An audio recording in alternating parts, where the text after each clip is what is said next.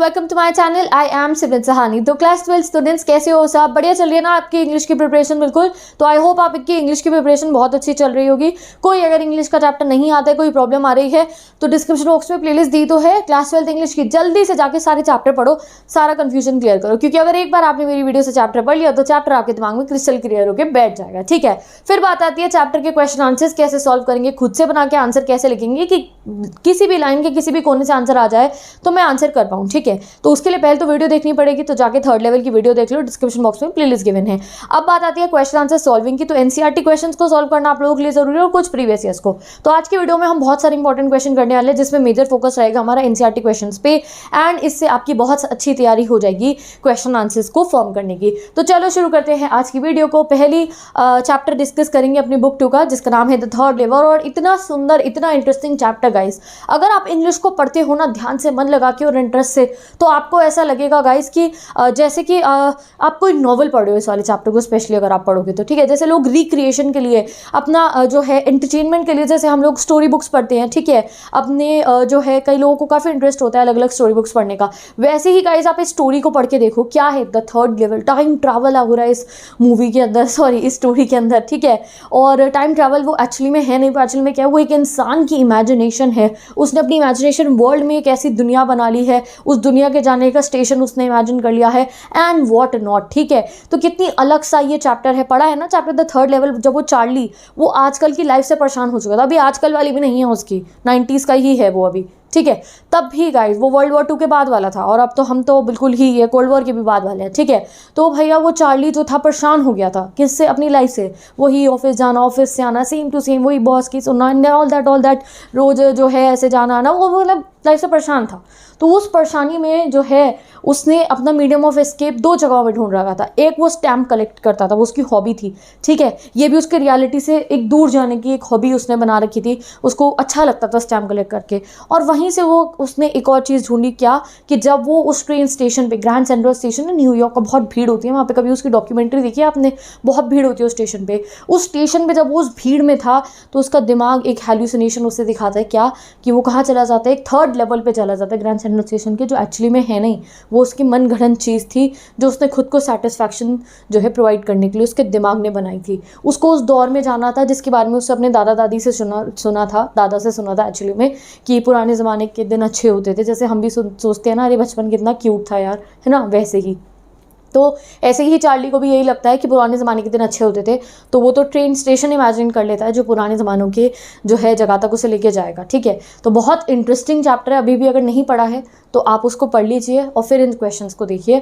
हम डिस्कस करते हैं अपना पहला question, what does the third level refer to. तो इतने से मेरे एक्सप्लेनेशन से आपको समझ में आ गया होगा थर्ड लेवल क्या है। ग्रैंड सेंट्रल स्टेशन का तीसरा लेवल जो एक्चुअली में एग्जिस्ट नहीं करता है, वो चार्ली ने, हमारा जो चैप्टर का जो मेन कैरेक्टर है, उसने अपनी दिमाग में बनाया था, मन घड़ंट था उसका एक हेल्यूसिनेशन था। वो क्यों? वो उसका एक मीडियम ऑफ एस्केप था रियलिटी से भागने के लिए। ठीक है, जैसे हम लोग बैठ के डे ड्रीमिंग करते हैं कभी कभी, जैसे हमारा एक इमेजिनेशन वर्ल्ड होता है, वैसे ही चार्ली का ये एक मीडियम ऑफ एस्केप बन गया था। क्या?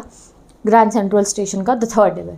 तो the third level refers to the subway of the Grand Central station where the narrator find himself in long past. ठीक है, it seems nothing but a product of Charlie's own mind. कुछ नहीं है, सिर्फ चार्ली के अपने mind का ही product है वो।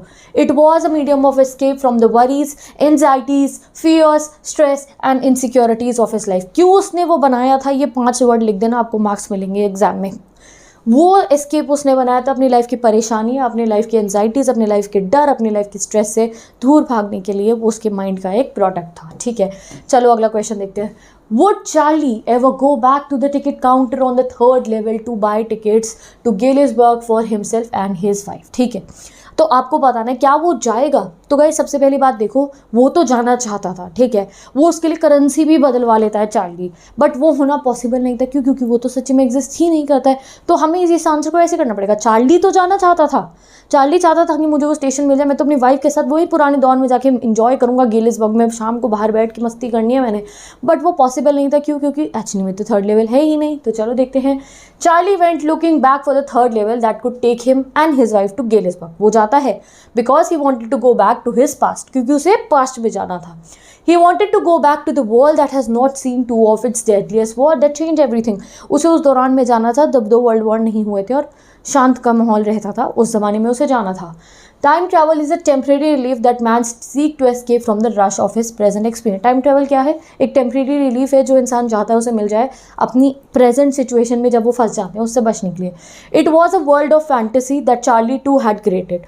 तो वो थर्ड लेवल भी एक फैंटेसी वर्ल्ड था जो चार्ली ने बनाया था। So he exchanged all his savings for 1894 currency to buy tickets from the third level to Galesburg, Illinois. However, he could not find the third level again as it does not exist. However, आपको and में answer बताना है। पहले तो कहते रहना हाँ भाई चार्ली को जाना था, चार्ली को बड़ा अच्छा लग रहा था वहाँ जाने के लिए, और साथ साथ में ये भी बताते रहेंगे कि चार्ली के लिए वहाँ जाना पॉसिबल नहीं था। क्यों? क्योंकि वो थर्ड लेवल तो एक्चुअली में एग्जिस्ट करता ही नहीं है। तो ये रहा इसका पूरा आंसर। गाइज मैं आपको आंसर समझा रही हूँ, जो मैं आपको बता रही हूँ ना, अभी इसे सुनो। जब तुम अपना आंसर बना रहे होंगे ये मेरी आवाज़ तुम्हारे कान में आनी चाहिए, तुम्हें सुनाई दे रहा हाँ चार्ली जो है जाना चाहता था, तो आप उसको फॉर्म करो खुद से, चार्ली वांटेड टू गो। ठीक है, चार्ली ने करेंसी एक्सचेंज कराई, चार्ली एक्सचेंज करेंसी, चार्ली ने 1894 वाली करेंसी एक्सचेंज कराई थी। तो आप वो सब चीज़ें इंग्लिश में खुद से फॉर्म करके लिखो। तुम ये सब बातें सुनो ध्यान से और फॉर्मिंग करो। अभी बुक लेके बैठो, कॉपी लेके बैठो, आई मीन टू से, और साथ साथ आंसर्स फॉर्म करते रहो। पर वो नहीं जा सकता था क्योंकि वो तो इमेजिनरी था थर्ड लेवल। तो इस चीज़ को अपनी लैंग्वेज में लिखो, but it was not possible for him to go to the third level because it was imaginary, because it did not existed in reality. Whatever you want to write, बनाओ, कोशिश करो, आपसे answer लिखा जाएगा। ठीक है, तो चलो चलते हैं हम अपने नेक्स्ट क्वेश्चन पे। Do you think that the third level was a medium of escape for Charlie? Why? क्या आपको लगता है कि third level medium of escape था चार्ली के लिए? हाँ बिल्कुल ज़रूर था। चलो देखते हैं हम। Yes, I think the third level was a medium of escape. हाँ जी बिल्कुल था for Charlie, because क्यों था पहले ये बताते हैं। Life in modern world is full of insecurity, fear, war, worries and stress. आजकल की दुनिया कैसी है? इनसिक्योरिटी से भरी, फियर से भरी, वॉर से भरी, वरी से भरी, स्ट्रेस से भरी। Man has to confront them all the time, और हम इंसानों को इस चीज़ को झेलना पड़ता है हर समय।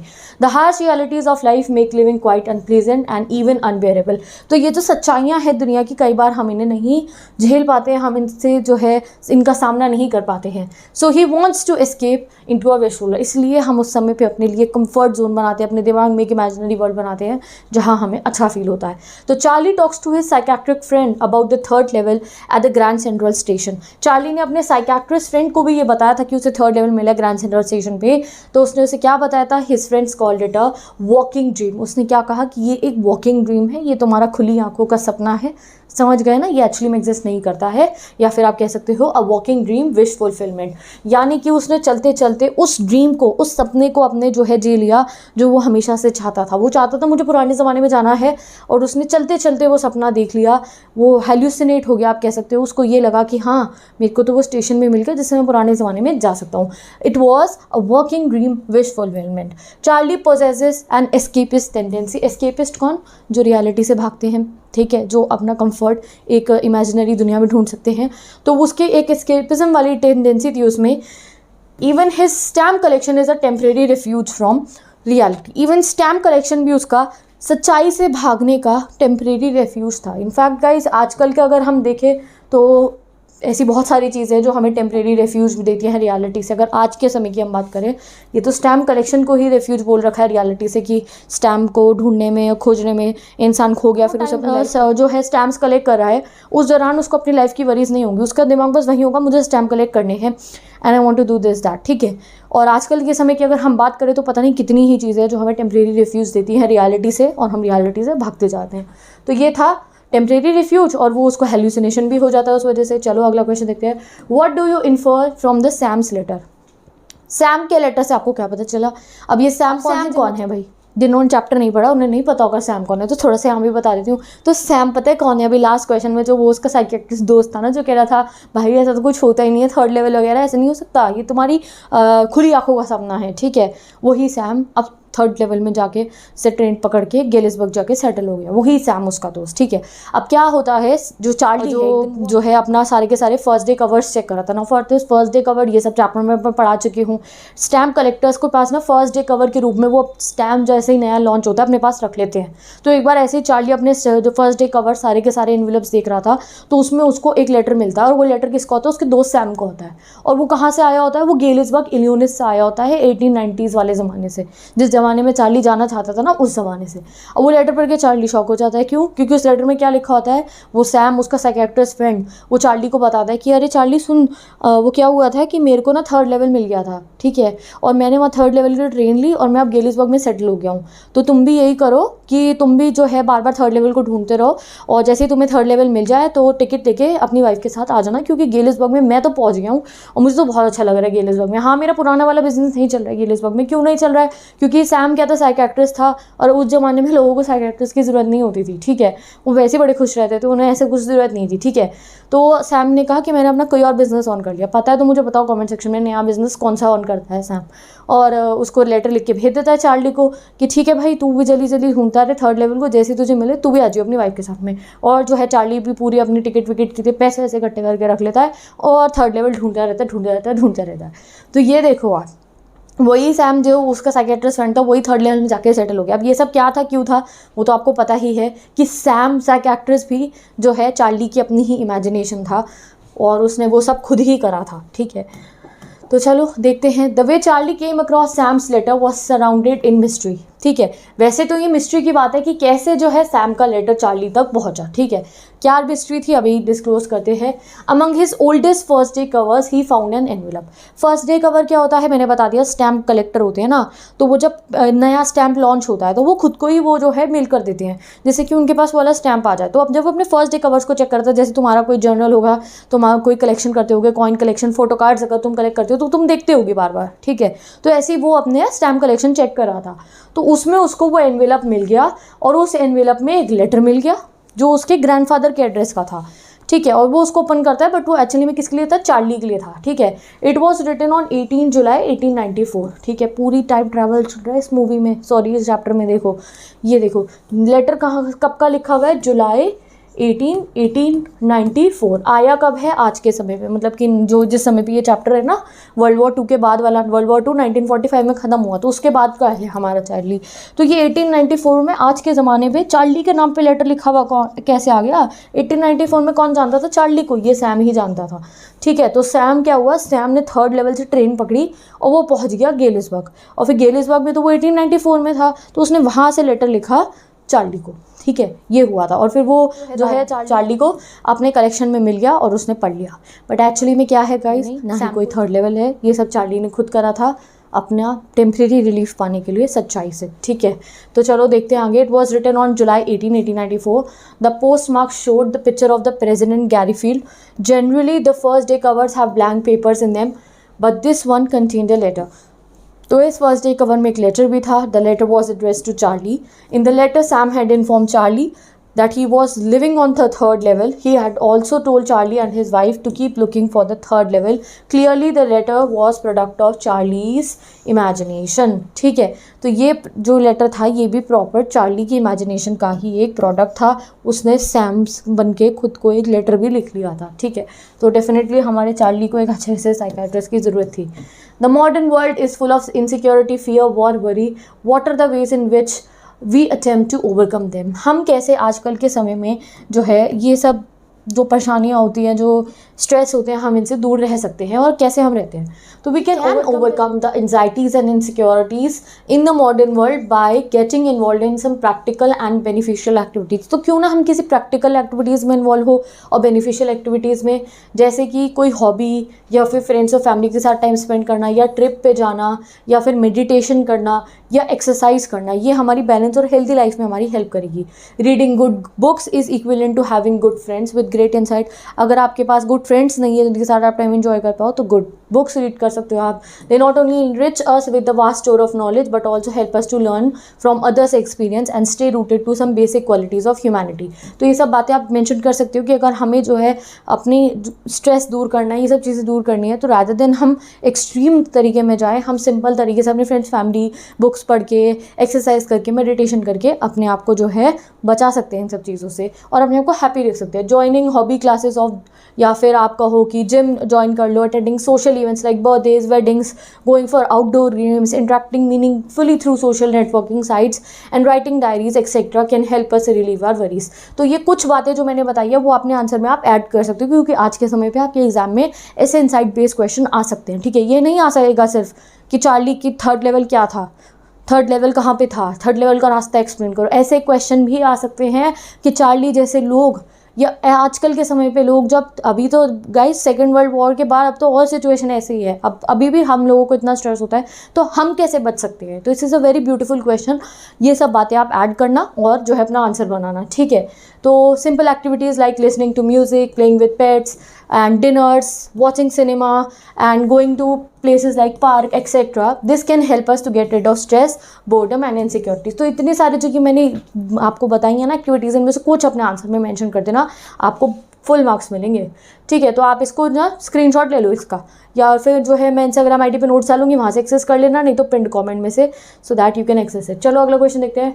Do you see intersection of time and space in the story? तो डेफिनेटली टाइम ऑफ स्पेस का इंटरसेक्शन था इस स्टोरी में, जैसे कि सैम का वो 1894 वाला लेटर उस समय में चार्ली के पास पहुँच गया एंड वॉट नॉट। तो yes, there are certain instance in the story that show an interesting time and space, ठीक है।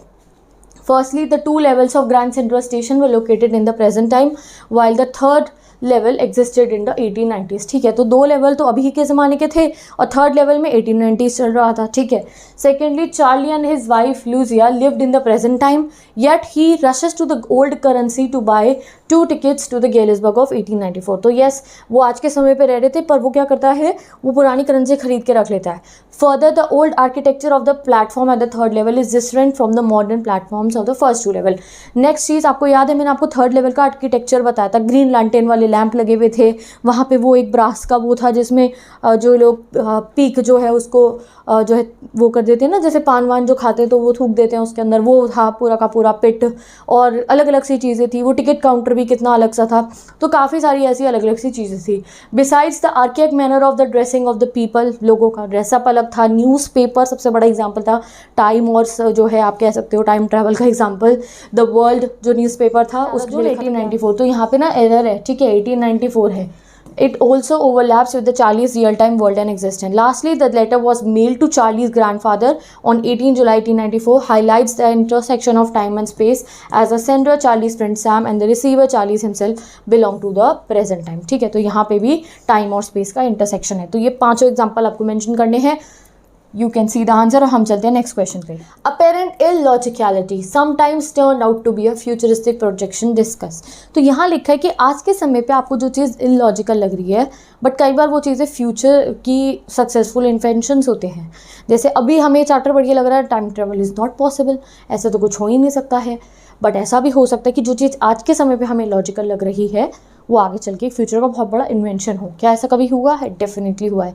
जैसे कि पहले ज़माने में अगर आप जो है सोचते कि कोई किसी को बोले कि आपके हाथ में फ़ोन होगा और वहाँ पे आपको टीचर ऐसे पढ़ा रहे होंगे, और जैसे कि आपके हाथ में फ़ोन होगा और आप कॉल कर लो किसी को भी और तुम्हारी दुनिया भर में किसी से भी बात हो जाए, तुम उन्हें देख सकते हो, लाइव देख सकते हो आप किसी को, तो वो लोग इस बात पर भरोसा नहीं करते, ठीक है। या फिर कोई एक एरोप्लेन होगा जो आपको 7 समुंदर पार लेके भी चला जाएगा। पहले ज़माने में ऐसी बातों पे कौन यकीन कर सकता था, ठीक है। वो सब इलॉजिकल लगेंगे। अगर आप कभी टाइम ट्रैवल करके पुराने ज़माने में चले जाओ और किसी को फ़ोन दिखाओगे तो उन्हें वो भी लगेगा ये क्या है, ठीक है। तो ऐसे ही आज के समय पे हमें नहीं पता आगे चल के क्या हो जाए। तो yes, it is true that apparent illogicality sometimes turn out to be a futuristic position, ठीक है। जैसे कि before the Wright brothers invented the first aeroplane, nobody could have dared to believe that man could fly. जब तक Wright brothers ने जो है aeroplane invent नहीं करा था, तब तक किसी ने सोचा भी नहीं होगा कि इस तरीके से लोग जो है उड़कर जो है बैठकर मतलब कि विमान में इधर से उधर जा सकते हैं, ठीक है, डिस्टेंस ट्रैवल कर सकते हैं। Before Alexander Graham Bell invented the telephone, it would have been impossible to believe in long distance talk happening in the real time interface. जब तक जो है टेलीफोन, मैंने तो आपको मोबाइल का एग्जांपल दिया, आप टेलीफोन भी तो सोचो, टेलीफोन भी तो किसी ने इन्वेंट करा था। जब तक वो नहीं होता तब तक लोग क्या सोचते होंगे कि कैसे आप यहाँ बैठे हो और आप पता नहीं कितनी ही दूर बैठे हुए इंसान से जो है एक फ़ोन से जो है बात कर सकते हो, एक रिसीवर उठा के बात कर सकते हो। कुछ भी इन्वेंशन हो सकते हैं, बट ऐसा नहीं है कि हम ये सोचने लग जाए हाँ हर रेलवे स्टेशन के अंदर टाइम ट्रैवल वाला डिवाइस लग जाएंगे, हम बैठेंगे एक ट्रेन में, इस ज़माने में पहुँचेंगे पुराने ज़माने में जैसे डोरेमोन में होता है, ठीक है। ज़रूरी नहीं है कि हम सोचें कि ऐसा भी हो जाएगा, ठीक है। तो ऐसे करके आप अपना आंसर कर सकते हो। चलो हम अगले क्वेश्चन पे मूव करते हैं। Next question, philately helps keep the past alive. Discuss other ways at which this is done. What do you think of human tendency to constantly move between the past, present and the future? तो philately क्या होता है guys? फिलैटरी होता है study करना stamps को, ठीक है, स्टैम्प कलेक्शंस को स्टडी करना और इस सब को जो है पोस्टेज स्टैम्प से रिलेटेड स्टडी करना, उन्हें कलेक्ट करना, इसको फिलैटली कहते हैं। तो फिलैटली एक तरीका होता है हिस्ट्री के बारे में जानने का, हिस्ट्री से कनेक्ट करने का। तो आपको इस क्वेश्चन में बताना है इसके अलावा कौन कौन से तरीके हैं। तो आप खुद से इस आंसर को बनाएं, सोचें अपने आप, ठीक है। एनसीईआरटी का क्वेश्चन है वैसे ये, हमारी थिंकिंग बेस्ड नॉलेज को जो है चेक करने के लिए ऐसे क्वेश्चन डाले जाते हैं।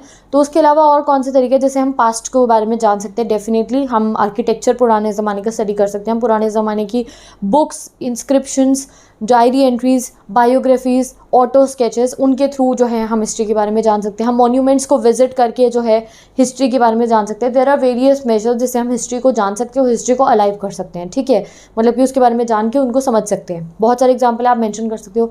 नेक्स्ट चीज़ जो आपको मेंशन करनी है वो क्या है कि ह्यूमन टेंडेंसी का एग्जाम्पल दो कि कैसे हम लोग पास्ट, प्रेजेंट और फ्यूचर में जीते रहते हैं, ठीक है। कभी हम पास्ट के बारे में सोचते हैं, कभी हम फ्यूचर की टेंशन्स लेते हैं, इसको एक्सप्लेन करो। तो पास्ट का आपको पता है, जैसे कि हम लोग हमेशा अपनी पास्ट मेमोरीज को चेरिश करना चाहते हैं।